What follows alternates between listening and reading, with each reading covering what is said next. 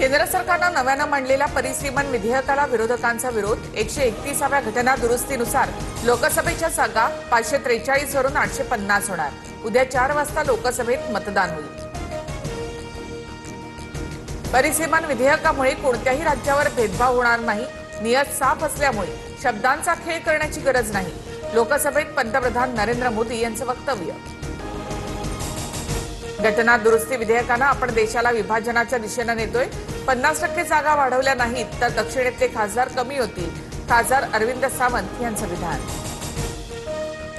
पंतप्रधान मोदींकडून ओबीसींचा हक्क हिरावण्याचा प्रयत्न।